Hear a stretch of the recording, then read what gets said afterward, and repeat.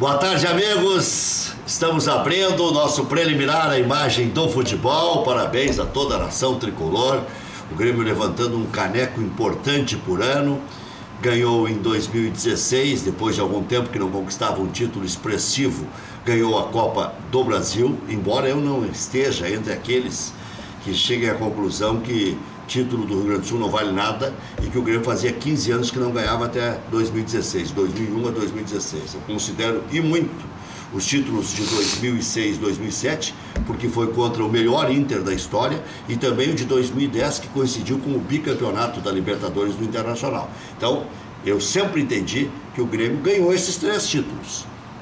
E depois voltou a ganhar um título expressivo em 2016, levantando a taça da Copa do Brasil. Em 2017 o Grêmio ganhou mais ainda, ganhou a taça Libertadores da América e meio que beliscou o Campeonato Brasileiro. Se não tivesse se assustado com aquela campanha inicial do Corinthians, quem sabe tivesse sido também campeão brasileiro o Grêmio no ano de 2017. E veio o ano de 2018, não começou tão bem assim, claudicando no Campeonato Gaúcho, mas levanta o título da Recopa Sul-Americana.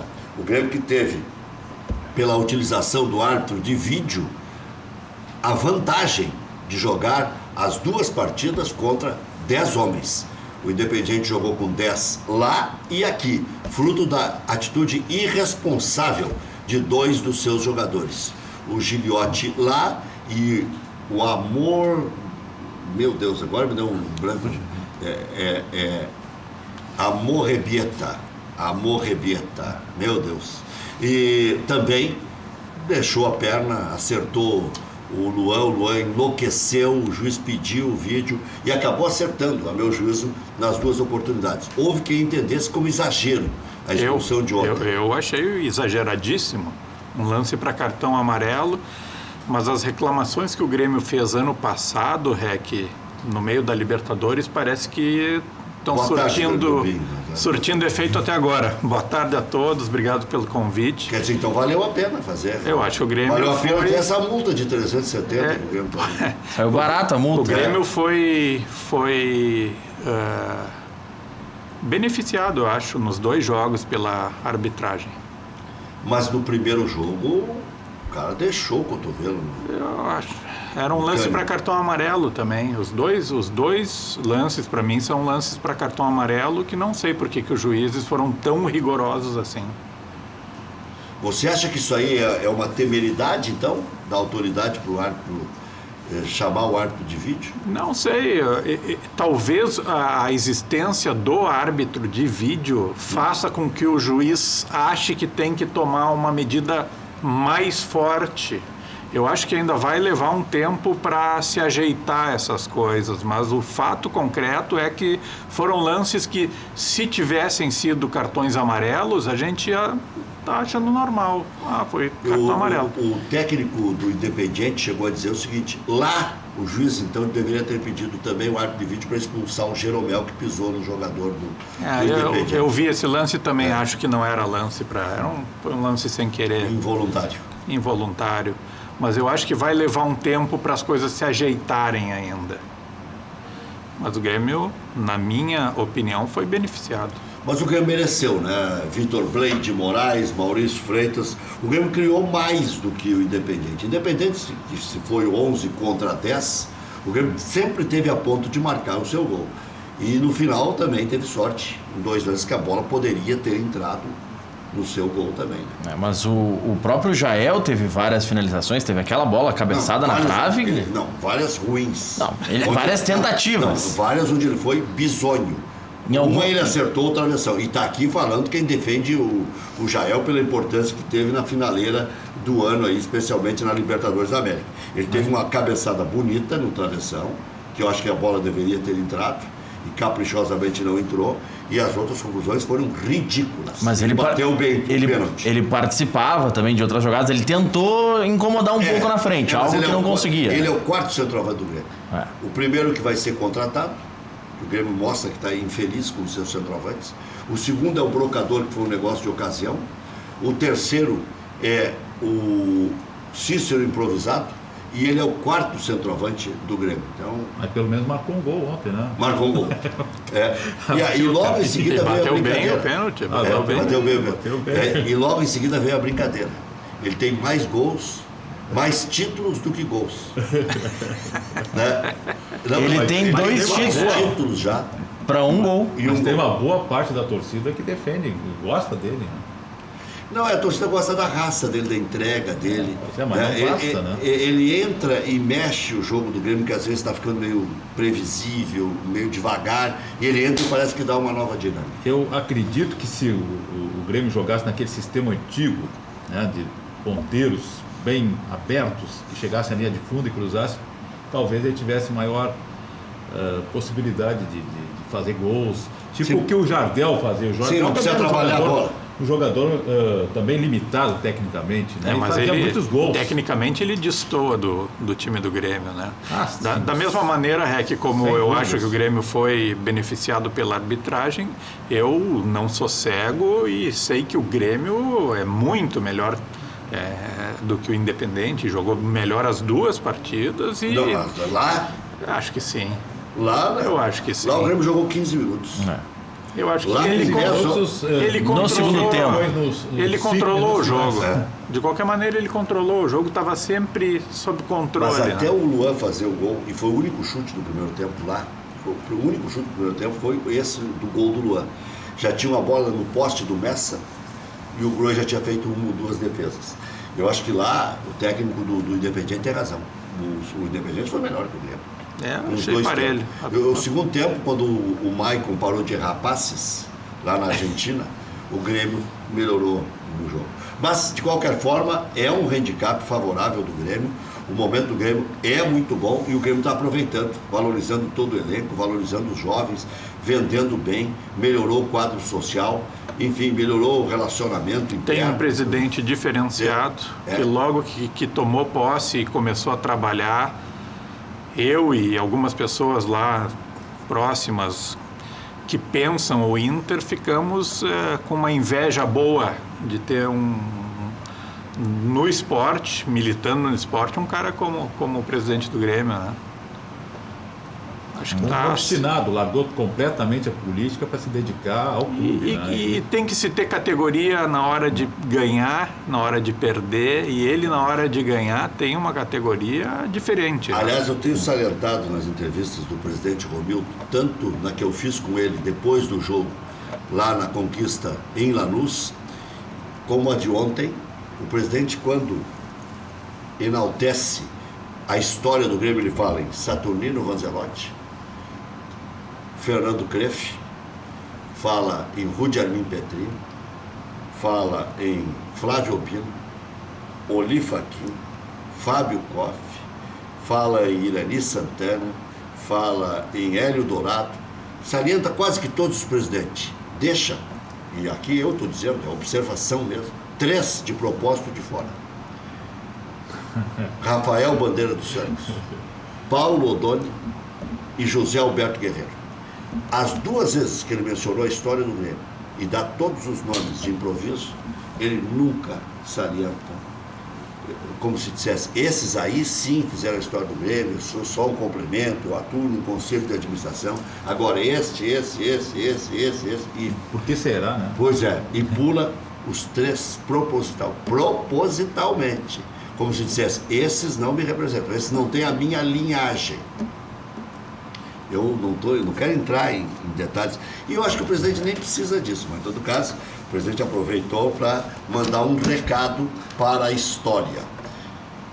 Para algumas coisas que aconteceram na história que ele não gostou e que ele não celebra.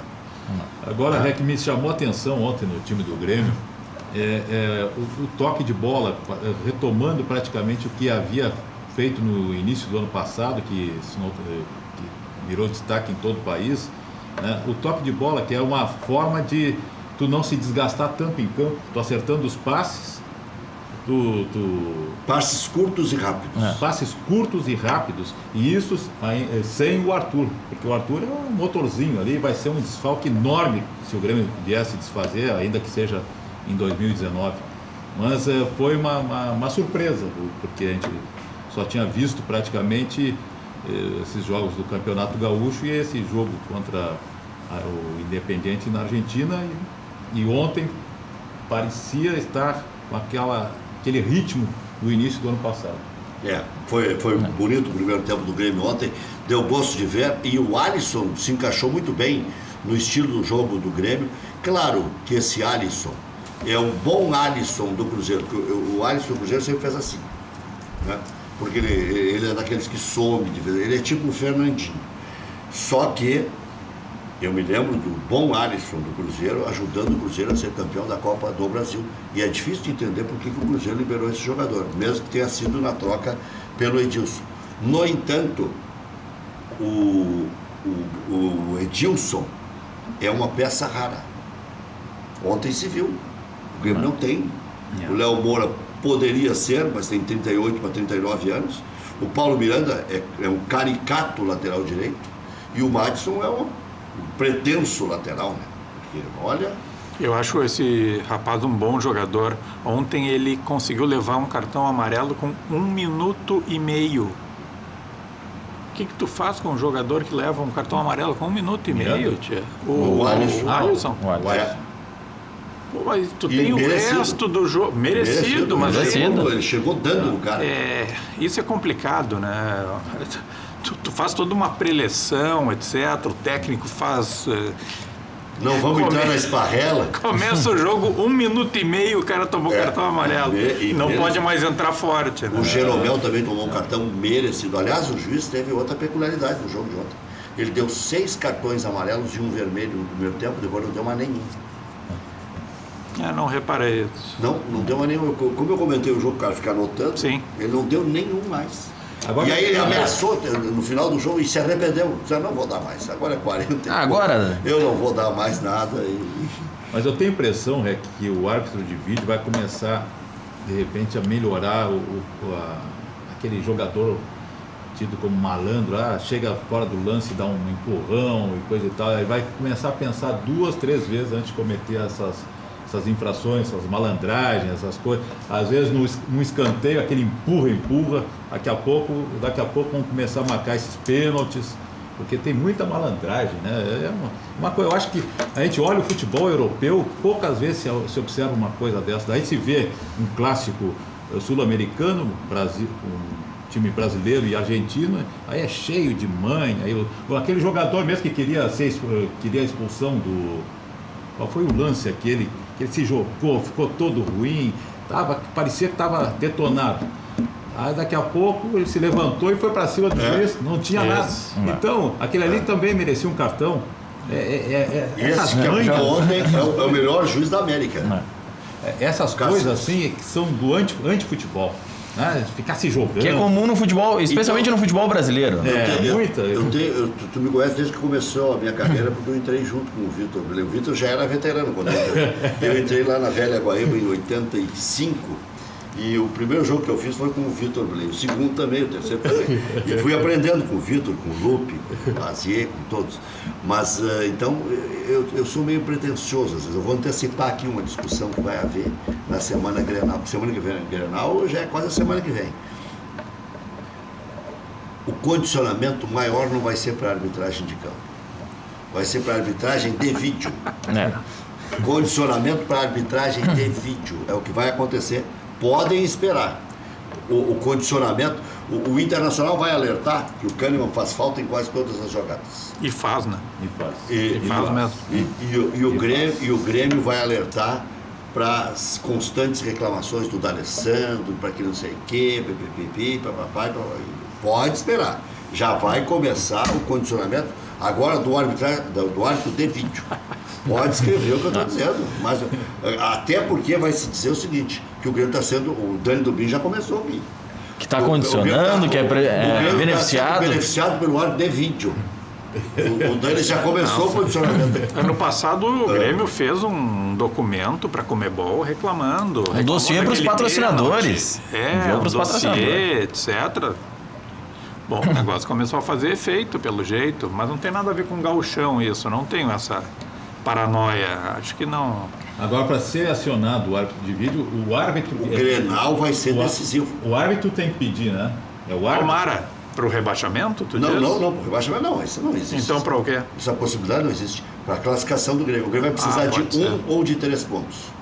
Meu cálculo é o seguinte, o Grêmio vai ganhar do Novo Hamburgo, vai ganhar do São Paulo de Rio Grande, 6 mais 4, 10, vai empatar com o Juventude na Serra, se jogar com as reservas, 11, e aí vai precisar de 1 ou 3 pontos no Grenal para fazer 12 ou 14. Eu acho que com 12 o Grêmio vai classificar, porque o cálculo que eu fiz aqui está se confirmando. Se der empatite na parte de baixo, o Grêmio vai classificar com 12. E o Novo Hamburgo empatou 2 recentemente, o Cruzeiro empatou 2 recentemente, e agora o Grêmio ganhando do Novo Hamburgo, o Grêmio não só sai da zona do rebaixamento, como o Grêmio encosta no Juventude e encosta no Cruzeiro também. E quem serão os rebaixados? Agora tá uma briga Novo bonita Hamburgo, ali. Novo Hamburgo é um. Novo Hamburgo, São Paulo, Juventude, Cruzeiro e Avenida. E o São Luís, que joga contra o Internacional. E do 6º ao 12º, a exceção do Grêmio, porque o Grêmio é melhor que eles, obviamente, de 5, 3 vão ser rebaixados. 5, 3 se salvam e 2 serão rebaixados. São Luís, Avenida, Cruzeiro, Juventude, Novo Hamburgo e São Paulo. 6. De 6, 2 serão rebaixados. São Luís, Avenida, Cruzeiro, Juventude, Novo Hamburgo e São Paulo. Nessa projeção que você fez de 12 pontos, pegando a tabela do Gauchão, o São Luís, para chegar nesses 12 pontos, precisa de 3? 3. E a Avenida é precisa de 3. Cruzeiro precisa de 4. O Juventude já precisa de 6 pontos, sendo que um dos jogos será contra o Grêmio no Jacone, mas é contra o Grêmio. O Novo Hamburgo também precisa de 6 pontos. O São Paulo precisa de 7, é uma situação mais complicada. Em 4 jogos. Pela matemática, é mais ou menos isso aí. Agora, se continuar empatite, com 12, com 13 classifica em 8º. Até pelo entre devoramento. Isso aí pode fazer qualquer tipo de cálculo, com 13 vai classificar. E aí, para o Grêmio fazer 13, o Grêmio tem que ganhar 3. O Grêmio ou faz 14 ou faz 12, se não ganhar 3. O Grêmio tem 4, 7, 10, 13. Né? E aí pode fazer 14 também, né? Mas o Grêmio, para chegar a 13, tem que ganhar 3. Se ganhar 2 e empatar 2, dá 12. Né? Então, é uma situação ainda embaraçosa. O Grenal vai valer alguma coisa. E até para apontar se teremos ou não Grenal na sequência. Sim. Porque se o Inter terminar em primeiro, ganhando do Grêmio, e o Grêmio em 8º, perdendo com o Internacional, teremos Grenal na próxima etapa. Então o Grenal vai ser decisivo de qualquer forma. E esse Grenal pro Inter é 3 dias antes da partida decisiva da Copa do Brasil contra o Cianorte no interior do Paraná. No interior do Paraná. Cianorte é a cidade do Ademir Alcântara. Ademir Alcântara. Dani Dubin, você quer Grenal na próxima etapa? Você acha que o Grêmio vai classificar? Você acha que o Grêmio ainda corre risco de rebaixamento, já que você perguntou aí se o Grenal pode... Eu acho que o Grêmio vai, sim, se classificar, mas gostaria muito que ele fosse rebaixado, né? Como Colorado, eu tenho que... Seria um negócio inédito e quebraria um pouco esse ciclo de vitórias aí, que está dando tudo certo para o co-irmão, e é bom dar uma tropeçada. Acho muito difícil, mas claro, né? Mas será que se o Grêmio for rebaixado, se mantém o Campeonato Gaúcho? Eu não sei, eu já há muitos anos sou pelo término dos campeonatos regionais, não pelo gauchão, por todos os regionais. Acho que o único que dá certo no Brasil é o paulista. Sei que o REC pensa diferente, mas fora o paulista, o próprio carioca é uma vergonha. Eu até pensaria parecido com vocês.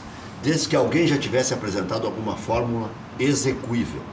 Depois dessa fiasqueira dessa primeira liga aí, que até Não, foi ridículo. Não, então não dá. O que vai ver? Excursão? Os times da Europa vão estar em meia temporada. Mas tu começa agora um Brasileirão maior e tu faz a excursão quando É uma parada no meio do ano. Claro. Para em agosto o brasileiro, um mês para fazer a excursão. Seria faz excursão, faz mesmo amistosos, quer fazer amistosos no Brasil. Eu não sei, essa fórmula como tá de regionais, ela é um negócio do passado, não adianta a gente forçar. Mas não é melhor começar com o regional regional, utilizando ele numa grande pré-temporada. Regional que é estadual. Que já houve regionais. Sim, já existiu a Copa Sul, Sul Minas. A Copa Nordeste é regional. Sim. Mas a gente chama de regional, tá bem? Não, mas aí tu joga o regional para, por exemplo, o Grêmio, que tem competições maiores, ficar o tempo inteiro reclamando do calendário.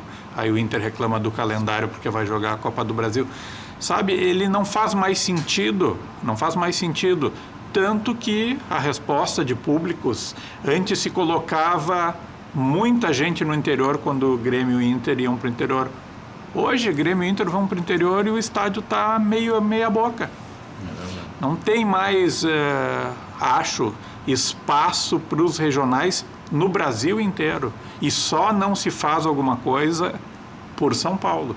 São Paulo ainda é um campeonato rentável, o interior é muito forte, então se segura por isso, mas 2, 3 anos e acho que nós não vamos mais ter regional. A pressão é muito grande, né? Quando começa a pressão lá de Rio e São Paulo, quando também eles entram, e lá ainda tem 4 equipes grandes no Rio e 5 equipes grandes em São Paulo. Se incluir o Santos, dá 5. São Paulo, Corinthians, Palmeiras, Santos, e aí pode escolher um aí. Guarani de Campinas, Ponte Preta, Portuguesa às vezes, né? Agora já não mais, mas 4 ou 5 em São Paulo grande e 4 no Rio de Janeiro, né? E se esses estão criticando, né, vai ser também aqui uma pressão grande, porque se lá tá ruim, aqui tá pior. Tá? Só que aqui tá rendendo um bom dinheiro, hein? Olha. Tu substitui por outras receitas. Acho que não se sustenta, mas voltando à tua pergunta, o Inter tem que se focar na Copa do Brasil. O time do Inter, comparado com ele mesmo, é muito melhor do que o ano passado. É um time que hoje está botando a bola no chão, que troca passes, etc. Ainda com algumas fragilidades que, concordando com o D'Alessandro, faz com que o Inter ainda não esteja pronto para ganhar uma competição.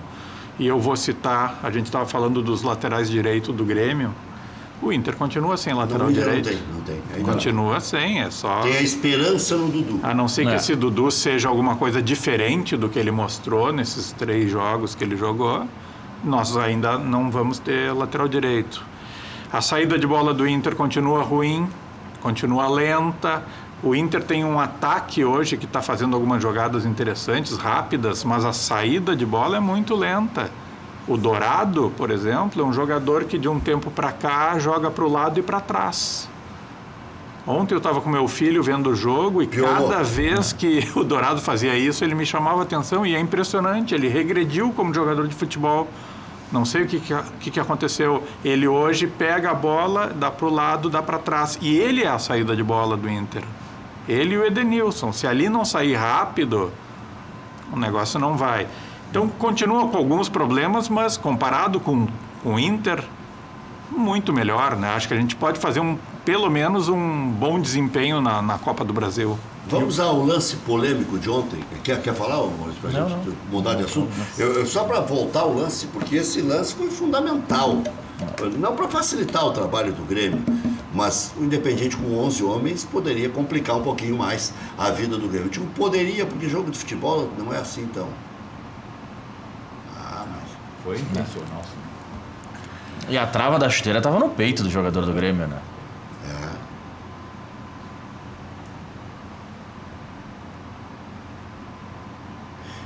Eu estava ouvindo o Diego Real na madrugada na Rádio Grenal. E ele fez esse curso e tal, e tem a orientação né, de que... Vamos repetir desde o começo depois.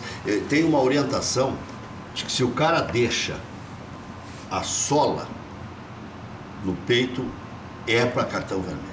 Se o cara deixa... dá a ideia do objetivo de atingir. Até porque, do modo que o jogador do Independiente chegou no Luan, não era um movimento natural. Não é natural você colocar a trava da chuteira na altura do peito do adversário. Da forma que ele colocou, né, Henrique? E isso pesa muito pro árbitro de vídeo. Se é um movimento natural, como em alguns lances torcedores do Inter criticaram nas redes sociais, mas o Jeromel e o Kahneman colocaram a mão no rosto do jogador independente. Mas é um movimento natural de briga de espaço.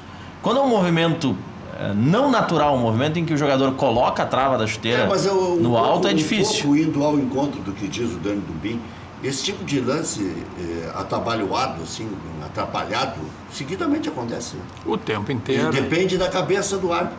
Se o árbitro não entende como banditismo, ele não expulsa, mesmo olhando o vídeo. E se Olha, fosse... esse rapaz errou em bola, não acertou direito a bola. E se fosse um jogador do time da casa, já fica mais complicado. Um jogador do Grêmio não seria expulso. Mas lá ele expulsou, né? Lá o árbitro expulsou o jogador do Independiente, do Gilhote. Tu tens razão. Foi expulso lá. Tu tens razão. E outro árbitro graduado, né? Outro árbitro graduado. Mas vamos ver um lance novo aí. Vamos ver se a gente pega desde o princípio para dar uma analisada melhor, né? Para que a gente possa ver se tem a intenção de esticar a perna até o peito ou se acaba redundando num choque, porque o Luan também salta, né? Para tentar atrapalhar o zagueiro. E obviamente que por ser um lance acirrado, também com mais gente interferindo, de repente foi até na votação. Eu voto por expulsar, eu voto por não. Tem o auxiliar que chamou. Porque tem o árbitro de vídeo, tem o segundo árbitro de vídeo, tem o auxiliar de arbitragem de vídeo, mais o juiz em campo, que viu o lance também na TV, a gente viu na imagem, né? São muitos para votar para definir se expulso ou não, né? Aí o lance, ó. Aí, agora.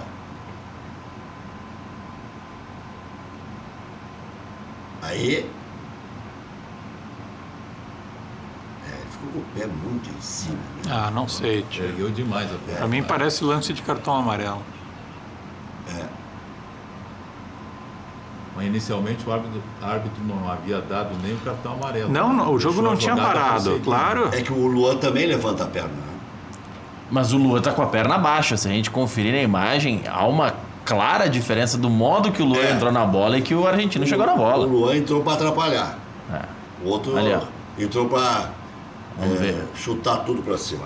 Bom, ali, olha a diferença do como o Luan chega na bola. O Luan tá com a perna alta, mas a perna do Luan tá embaixo. Ele chega por cima da bola, só que a perna dele fica embaixo. É um movimento relativamente natural. Bom, o argentino colocou a perna lá na cabeça. O Grêmio ganhou, é campeão. A utilização do árbitro de vídeo não tem mais como recuar. Pelo contrário, acho que vai avançar. Só quero ver o seguinte, quando é que vai baratear isso aí? Porque só em jogo de elite e jogo meia boca, como é que vai ser? É 30 mil, né? O custo disso. Parece que é 30 mil reais. Depende de qual. O árbitro de vídeo da Conmebol é mais caro que o do brasileiro. O árbitro de vídeo em Portugal custa metade do valor do brasileiro. Então existem várias... negociação.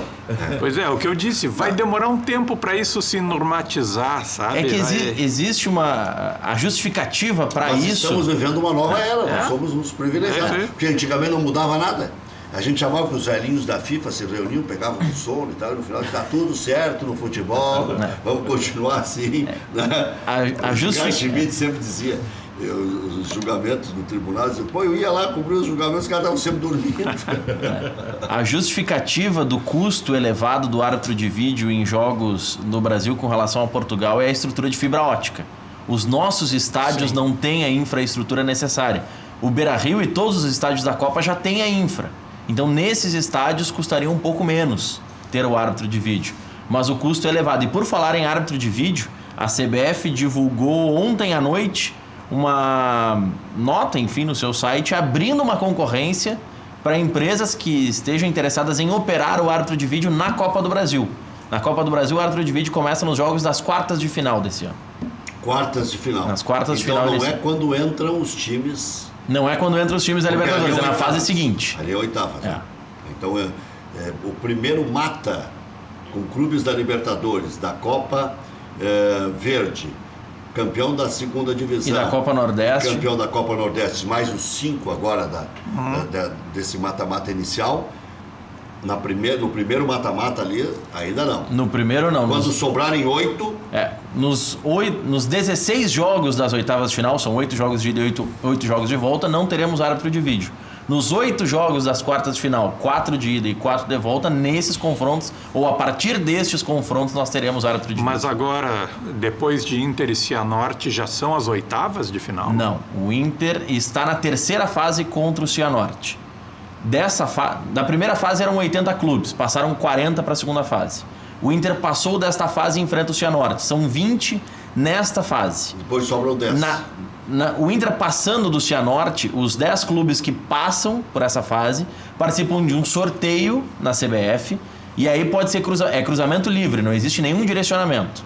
Podem 2 grandes se enfrentar, 2 pequenos, não há nenhum direcionamento com relação a isso. E deste confronto da quarta fase, os 5 melhores é que avançam. Você se arrepende de dizer que ser campeão da segunda divisão? Não, mas eu nunca disse isso, tá louco? Tô te provocando. Nunca disse isso, acho que foi Mas foi dito. Foi uma vergonha nós não termos ganho a segunda divisão. Você criticou várias vezes. Não existe isso, e perder para o América Mineiro. E agora a gente está pagando esse preço, né? Tem que Ou jogar. não, né? Porque tem que ajeitar o time, né? Mesmo que seja ferro e fogo. Porque se entra direto lá na frente, tendo jogado só o gauchão, você acha que daria para aferir o tamanho? Só em Grenais? Talvez tu tenha razão, Rec, porque o próprio... E se sobrar, sobrou, né? O próprio- Tá vendo uma reciclagem? O Sobrar, próprio sobrou. Remo, que é um time... Qual é o adjetivo que a gente usa para esse time do Remo? Eu acho que não classifica no Time de gauchão. fazenda. É um horror. Ele impôs algumas dificuldades ontem ao Inter e ficou claro, e aí concordo contigo, jogando com esses times a gente pode ir ajeitando algumas coisas, ficou claro a falta do lateral direito, que levou bola nas costas o primeiro tempo inteiro. E O o Inter gol ainda- dele saiu pelo... E o Inter ainda foi dar-lhe dependência. Porque quem chamou a atenção, tomando pau, Sim. e quem chamava a bola, e quem buscava o jogo, era o D'Alessandro. Bom. E no final, quando o Remo deu um sufoco ali, não sei se você notou, o D'Alessandro forjou 2 faltas e ganhou aqueles últimos 3 minutos, Verdade. assim, de uma maneira habilidosíssima. Mas que bom que o Veterano, D'Alessandro... 37 anos. O D'Alessandro tá bem, tá afim, e acho que vai passar por ele o nosso esperado sucesso esse ano. E que bom que ele tá bem, né, Rec? Porque ele já teve altos e baixos no Inter, mas esse ano parece que ele tá afim. E E o sabe que Nico? eu acho que é o E o bom Nico momento se do firma? Grêmio? Acho que é o bom momento do Grêmio. Ele está mordido com isso. Pode ser. Porque ele era o centro das atenções. O Inter entrava numa competição, o Inter era candidato ao título. E nós tomávamos pau por tabela, porque no centro do país diziam isso, que o Inter era candidato ao título, como dizem agora que o Grêmio é candidato ao título. Mas como nós dizíamos aqui, aí, filha, não sei o que, tá bom. Mas aí... Ele tá invocado com esse negócio aí, Não, eu né? tô invocado porque é falta de respeito, né? E foi inventado por um cara que virou vice de futebol, aí é brabo, né? Mas também é o famoso quem. Vamos lá. Você ia falar do... O que eu tava falando que tu falou, da Ive já me... Com o D'Alessandro, da situação do Grêmio, que influencia também. Eu acho que sim, ele é aquele cara que não gosta de perder para o ímpar, e não tenho dúvida que ele está invocado com esse negócio. Tu me perguntou do Nico Lopes. Nico Lopes, para mim, vai ser reserva esse ano. E um bom reserva. Acho que Tem ele... um potencial enorme, né? Pois é, mas o Potker não pode sair do time nesse momento, né? Não pode sair do time. E o Nico tem aquelas coisas, aí ele é expulso, ele não sabia que ele já tinha um amarelo. Que coisa mais estranha. É um negócio que dá vontade de dar aqueles Leva o tapão cartão na amarelo. orelha do cara, sabe? Porra, se é uma partida importante, o cara não sabe que já levou o amarelo. Mas acho que ele fez um bom jogo. Fez um bom jogo no contra-ataque. Quando o Inter está jogando no contra-ataque, ele é um cara importante. E para grupo, espetacular Bom, você dele. dizer uma outra coisa, vai lembrar agora durante o intervalo comercial. E depois falamos também de política, porque dá a impressão, não sei se o Dani concorda, vou deixar isso no ar, que no Grêmio, o contexto do Grêmio hoje pensa um pouco mais no clube. E o Internacional tem muita gente pensando em si, como se dissesse, comigo lá as coisas serão diferentes e nós vamos revolucionar. Já voltamos.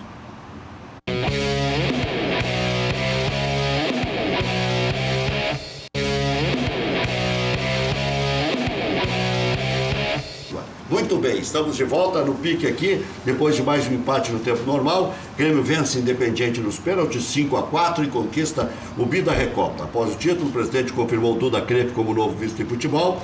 E Alberto Guerra, ainda não foi anunciado oficialmente, mas será sim, falei com o próprio Guerra, diretor de futebol do Grêmio.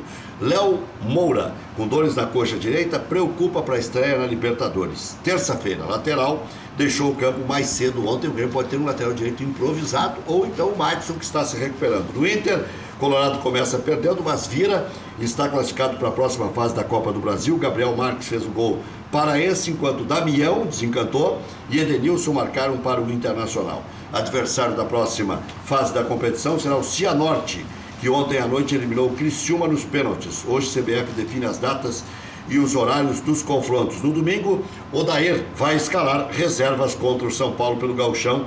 O jogo será às 17 horas de domingo no estádio do Vale.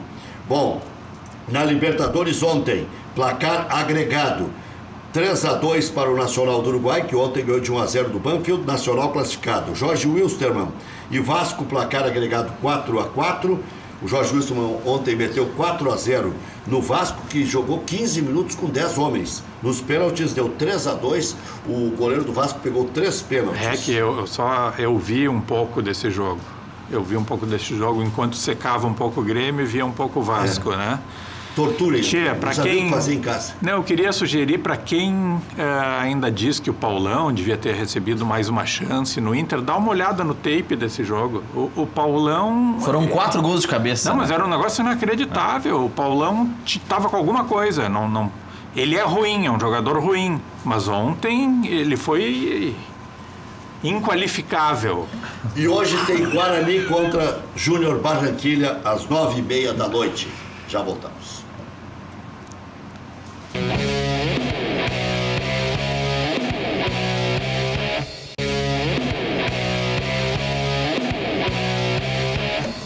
Bascaria, a melhor pizza de Porto Alegre. Nada bate a Bascaria. Localização, charme, prazer. Faça como o Dani do Bim. Bom gosto, preço justo. Bascaria é maravilhoso.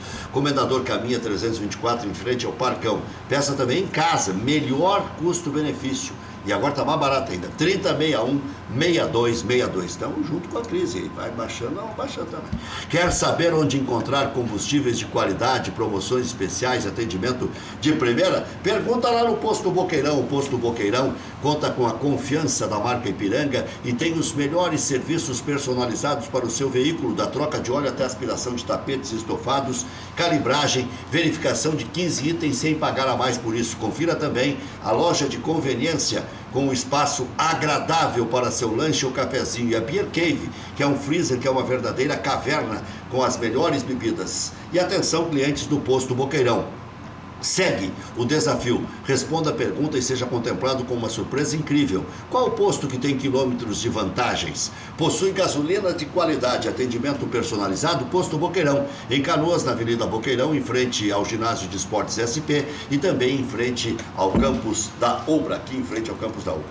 E 9, já se decidiu que posição vai tomar, está preocupado com o rumo das coisas? Quando um clube está bem, a oposição fica calma, é uma calmaria só a política do clube. Quando um clube não está bem, como é o caso do Inter, infelizmente, as coisas fervilham. Então, eu vejo pessoas criticando, muito a política, etc., mas é assim, o futebol é assim. O Grêmio, no passado, só o que se tinha era ronha política. Começou a ganhar e a coisa tá bem. Falando do I9, o I9 vai lançar uma chapa para conselho de gestão no final do ano, 5 pessoas. Acho que vai ser a primeira eleição que o associado vai ter tempo de entender essa mudança, porque já teve uma eleição em que se elegeu 3 e mais 2 convidados, e hoje se tem um conselho de gestão. Mudou alguma coisa? Eu acho que não está se dando a publicidade necessária para isso. Mas imagino que tenha mudado internamente, mas acho que está se falando... Está se falando pouco, está se dando pouca publicidade, mas É importante isso, não se faz mais um clube com uma pessoa só, mandando de cima para baixo. Então, acho que vai se ter tempo de explicar isso para o sócio e por isso nós vamos, quando lançarmos, lançar uma chapa com 5 pessoas já para o sócio poder conhecer todas as pessoas. Vitor, Maurício, a provocação que eu deixei no ar. No Inter não tem muita gente achando que eu vou resolver, eu vou solucionar. Mas isso é vamos dizer, um negócio do passado. É o Fernando Carvalho voltando, vai nos tirar da 2ª divisão, chama o seu COF para não sei o quê. É um pensamento meio mágico, uma coisa do passado, que a tendência é que isso fique no passado. As coisas têm que se modernizar. Os famosos Salvador da Pátria. Salvador da Pátria. E o Vitor, Blaine de Moraes, e o livro? Não, nosso livro continua à venda. Depois eu, ali no carro, vou entregar me esqueci de trazer, vou entregar um para o Que bacana. A Magia da Bola de Meia. Que legal. Que mexe com a autoestima da gurizada. E ele está à venda, continua, tem uma livraria lá no centro de Porto Alegre e também conosco, no WhatsApp celular 51 991 16 41 19. E o João Vitor adora autografar. Grande. É um livro escrito pela família. É, feito comigo, meu filho agora fez 8 anos. Que legal. Então, Dani, como é que você viu a mudança desse negócio do jogo do Grêmio passar por sábado, o Inter jogar no domingo em Novo Hamburgo? Não vi problema nenhum com isso. Eu vi ontem o Melo reclamando, etc., mas não sei. Tem que ter assunto, né, Rec? Mas não, acho que as coisas não passam por aí. Não vi nenhum problema, acho que a federação foi Ele flexível. fez uma ilação com o Inter não poder escrever um goleiro. O goleiro ano passado. Eu achei um absurdo aquilo ter acontecido, porque foi uma coisa que acontece uma vez a cada 100 anos. O Inter conseguiu ficar sem os 4 goleiros. Três. Três Só ou eram quatro? 3 inscritos. Então, acho que a federação poderia ter sido flexível. Não acho que as coisas no futebol passem por isso. Falsa malandragem, e aí trocou, etc. Acho que é um exagero, acho que a federação agiu certo. Dani, você vê o Internacional se constituindo como um time? Eu acho que sim, Rec. Eu acho que o trabalho do Melo é um trabalho interessante, que está começando a dar frutos. Não sei se ainda é suficiente para a gente chegar em algum lugar, acho que não. Acho que precisaria de mais alguma coisa, Rec. Mas muito melhor do que a gente começou, por exemplo, ano passado. Né? Quer dizer que falta um lateral direito. Falta lateral direito e eu compraria mais um centro médio, se é que a gente não tem na base alguém para subir mais rapidamente. Mais um volante? Eu acho que sim, nossa saída de bola, como eu te falei, está muito lenta, muito lenta. Richelli. Poderia ser, mas negociar com o Sport é um negócio meio complicado, Impossível. É né? meio complicado. Só Mais de 4 milhões de dólares, segundo visto em futebol. Não, tá louco. uma última informação, Rec. Hoje, o Comitê Executivo da Conmebol se reúne para definir final em jogo único a partir de 19. Lima deve sediar a final da Libertadores em 2019 e 2020. Imagina. O Maurício Tem que ir pro sempre, Maurício sempre com as últimas. As últimas. Para dar uma repassada. Repassar não, uma finalizada. Até às 19.